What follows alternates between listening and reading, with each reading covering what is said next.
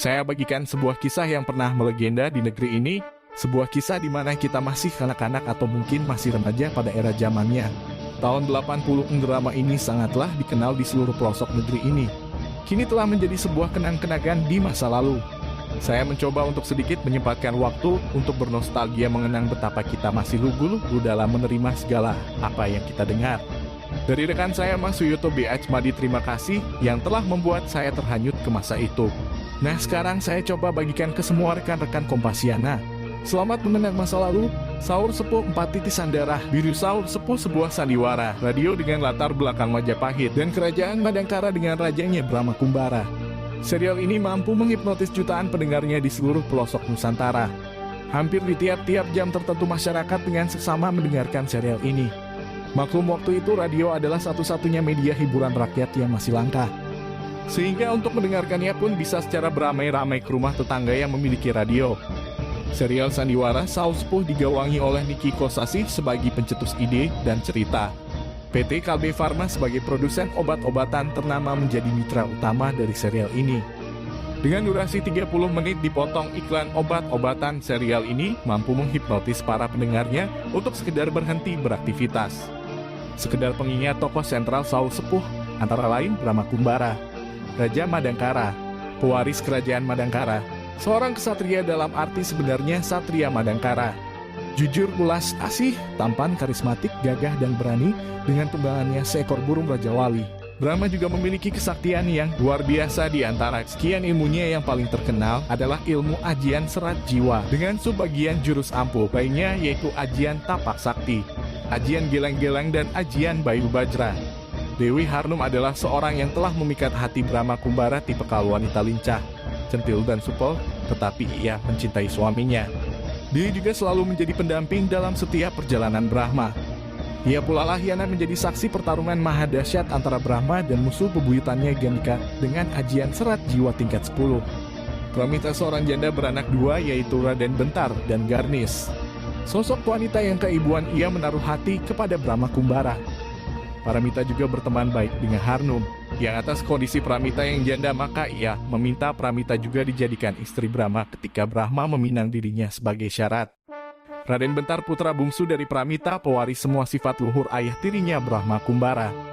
Seorang pembasmi kejahatan dengan menegakkan keadilan dan seorang yang berjiwa petualangan. Bahkan ia telah mengembara ke Tibet untuk mencari biksu kempala. Garnis putri sulung Pramita, seorang gadis cantik serta jujur, adanya persis seperti ibunya. Mantili adik Brahma Kumbara, satu ibu lain ayah. Bersifat agak urakan dan sangat keras kepala. Namun ia wanita yang periang, ulas asih, suka petualangan, juga memiliki ilmu kanuragan yang cukup tinggi. Dengan senjata ampuhnya pedang keras ia berpisah karena sering bertengkar dengan cinta sejatinya Raden Samba. Akhirnya Mantili menikah dengan Pati Gotawa. Pernah nyaris tewas di tangan Lasmini. Maka untuk membalasnya Brahma mengajarkan ajian Sri Kunting Kakek Agastina Kakek sekaligus maha guru dari Brahma Kumbara. Pemilik kitab asli ajian serat jiwa biksu Kampala, seorang biksu yang berasal dari Tibet, merupakan guru dari Bentar. Ia pernah bertarung melawan Brahma. Pernah ia mengarungi lautan hanya untuk dapat menjajal kesaktian Brahma, namun pertarungan akhir mereka menjadi sebuah awal persahabatan. Lasmini sosok antagonis sahabat baik dari kemurkaan. Ia berasal dari padepokan Gunung Lawu. Berambisi untuk meluluhlantakan Madangkara termasuk Brahma Kumbara, walaupun diam-diam ia mencintai Brahma namun bertepuk sebelah tangan. Lasmini sering dikalahkan oleh Mantili, akan tetapi pada Mantili pernah nyaris tewas di tangan Lasmini dengan bantuan dari Cipta Dewa sebagai tandingannya, maka Brahma mengajarkan Mantili ajian Sri Kunting kepada Mantili. Aki Kolot mengangkat Lasmini sebagai muridnya setelah Lasmini kalah bertarung melawan Mantili. Samba mantan tunangan dari Mantili, hubungan cinta antara mereka tidak berhasil karena sifat keras dari keduanya. Samba menikah dengan wanita lain namun tidak harmonis, yang di kemudian hari putranya mencari Mantili ke Madangkara untuk menuntut balas. Karena Mantili dianggap sebagai penyebab tidak harmonisan itu.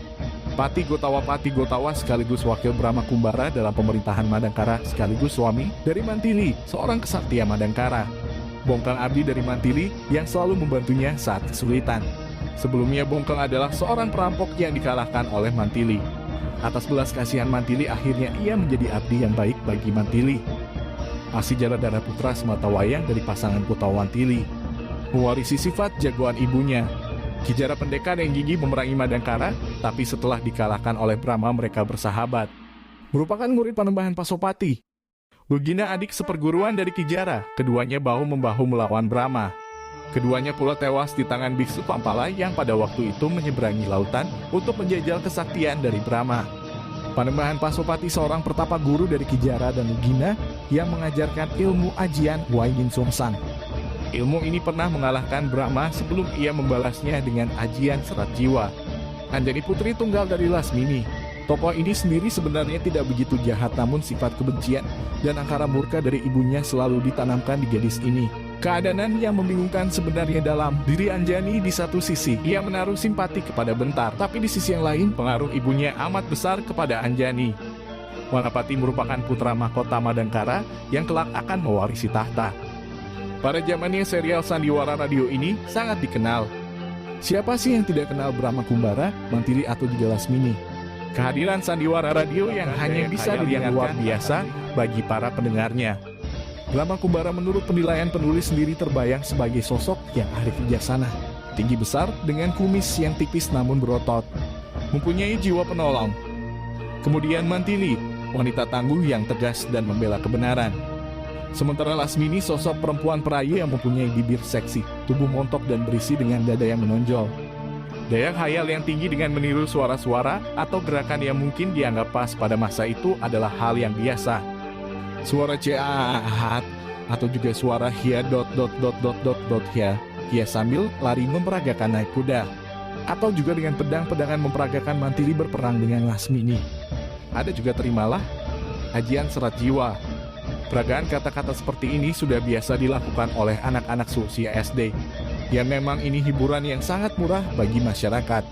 Saur Sepuh bisa dibilang sebagai serial sandiwara tersukses setelah munculnya serial-serial lain seperti Tutur Tinular, Misteri Gunung Merapi, Api di Bukit Menoreh, Badai Laut Selatan, Putri Cadar Biru, dan masih banyak lagi.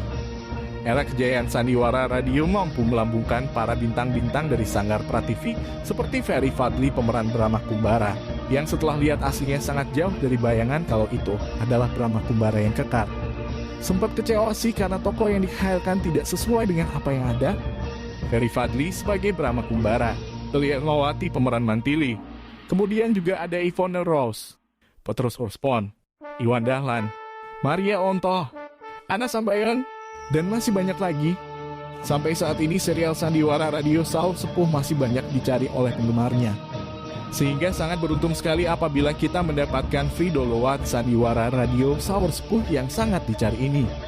Saur Sepuh ke layar lebar sukses di radio, Saur Sepuh merambah ke layar lebar. Bekerja sama dengan PT Kanta Indah Film, dengan bangga PT Kalbe Farma mempersembahkan film Saur Sepuh. Film Saur Sepuh dibuat dalam 5 film: SAURS, EPUH1, SATRI, AMADA, NGKAR, Saur Sepuh Satu Satria. Madangkara melatar belakangi oleh Kerajaan Majapahit. Satria Madangkara Brahma Kumbara yang menjadi buah bibir di masyarakat. Film ini dibintangi oleh Fendi Pradana sebagai Brahma Kumbara, Li Ermawati sebagai Mantili, dan Murtisari Dewi sebagai Lasmini. Tunangan Lasmini dibunuh oleh Brahma Kumbara karena telah mengadu domba utusan dari Madangkara. Hutang nyawa harus dibalas nyawa. Akan tetapi Lasmini tidak terima sehingga Lasmini menuntut balas pada Brahma Kumbara. Akan tetapi ketika menghadapi Brahma Kumbara Lasmini langsung terpikat dan jatuh hati pada Brahma yang menyebabkan muak pada Mantili. Ini awal cerita di mana Lasmini jatuh cinta yang tidak terbalas pada Brahma dan menjadi musuh bebuyutan Mantili. Menilai burung garudanya Brahma, wah lucu juga ya, teknologinya masih sangat sederhana. SAURSEPUH2PSANGGRAHANKERANHT. Sukses di Saur Sepuh 1, PT Kanta Indah Film kembali memproduksi sequel dari film pertamanya, Pesanggerahan Keramat, makam dari guru Brahma Kumbara yang dibakar oleh komplotan yang didalangi Kijara dan Lugina yang didukung oleh Bukarti, seorang berubah menjadi Buto Agni dan menuntut balas pada orang-orang yang telah membakarnya. Adegan di mana Brahma dilempar pisau dan berubah menghilang, dan di belakang dari orang yang telah menusuknya adalah adegan yang bikin kagum kala itu, karena dianggap sesuai dengan apa yang ada di radio. Secara keseluruhan film ini tidak memunculkan sesuatu yang baru, karena Buto Agni yang penulis pikir sangat seram ternyata di film biasa-biasa. Jatuh. Film ini masih menggunakan bintang yang sama dari Saul Sepuh, 1 SAUR, SEPUH, 3 KMB, ANGGU, NUNG Lawu. Lasmini istri dari seorang juragan dikawali, diperkosa oleh anak buahnya kemudian dibuang ke jurang. Lasmini mendapat pertolongan yang kelak menjadi gurunya. Setelah cukup ilmunya, Lasmini kembali ke Kawali dan menuntut balas ke orang-orang yang telah memperkosanya. Tindakan Lasmini yang sewenang-wenang mengundang Mantili untuk ikut duel walaupun pada akhirnya kalah. Akan tetapi dengan bantuan dari Brahma Kumbara dengan ilmunya Ajian Sri Gunting. Pada akhir cerita, Mantili dan Lasmini kembali berduel. Ilustrasinya sangat bagus karena duelnya di pinggir pantai dengan terbang pakai pelepah daun kelapa. Ini masih sesuatu yang luar biasa kala itu dan dianggap sangat menarik untuk ditonton. Film Saul Sepuh 3 dengan tokoh sentral Lasmini. Kembang Gunung Lawu dengan perguruan anggrek jingganya. SAURSEPUH 4 TITISANDARAH Biru memasuki film keempat, Titisan Darah Biru. Titisan Darah Biru menceritakan tentang generasi kedua dari Saul Sepuh yang digawangi oleh Raden Wanapati, Raden Bentar, dan Garnis Naunyun. Secara keseluruhan film ini bagus karena ilustrasi musiknya juga mengalami kemajuan disebanding film-film terdahulunya. Akan tetapi film ini tidak nyambung sama sekali dengan 3 film sebelumnya. Seolah disengaja produser film ini untuk memotong mata rantai dari film terdahulunya. Atau bisa dibilang ini film lepas yang tidak ada kelanjutannya. Film ini menceritakan tentang kepemimpinan Wanapati yang emosional sehingga banyak tentangan dari kaum tua. Sementara sang Brahma Kumbara sedang bertapa. Saul Sepuh 4 dibintangi oleh Adi Kuncoro sebagai Wanapati, Candi Satrio sebagai Bentar, dan Devi Permatasari Halimah di STAN, AATAP, LANGI dari kelima film Saul Sepuh. Istana Atap Langit merupakan film yang terbagus dari segi kualitas, teknik dan suara serta ilustrasi musik. Kalau boleh dibilang film ini lebih tepat dimasukkan sebagai film Saul Sepuh 4 karena masih ada sambungan dari film Saul Sepuh 3. Film ini kembali dibintangi oleh Fendi Pradana sebagai Brahma Kumbara dan Murtisari Dewi sebagai Lasmini. Kehadiran Biksu Kampala yang dianggap musuh malah justru sebaliknya. Ia hanya datang untuk bersahabat. Lasmini penyebar isu kalau Kampala datang untuk membunuh Brahma Kumbara sehingga Lasmini membuat kekacauan di mana-mana. Mantili yang menyadari kehadiran Lasmini yang mengayuh di air keruh marah karena utusannya Kijara dan Lugina dibunuh oleh Mantili. Akan tetapi inilah jawabannya. Mantili menyadari kekeliruannya dan kemudian meminta Brahma Kumbara turun tangan untuk menyelesaikan semuanya. Di akhir cerita, Bentar dititipkan ke Biksu Kampala untuk belajar ke negeri Tibet. Ilustrasi musiknya yang demikian apik mengena banget untuk menyelami masa-masa kejayaan Saul Sepuh. Film ini bagus untuk ditonton dan gak ngebosenin, serasa masih zaman bahula haha. Dari fenomena Saul Sepuh yang awalnya hanya di radio kemudian merambah ke layar lebar. Kemudian juga mengekor Tutur Tinular dan Misteri Gunung Merapi yang dibuat versi layar lebarnya. Terus kemana sandiwara radio itu sekarang akibat TV swasta yang muncul? Dan kemana pula Sanggar Prativi yang dulu menelurkan artis-artis sandiwara radio terkenal? Ada dan gak adanya yang jelas kalau ingat masa-masa lalu jadi kangen untuk dengerin sandiwara radio yang penuh dengan kedamaian.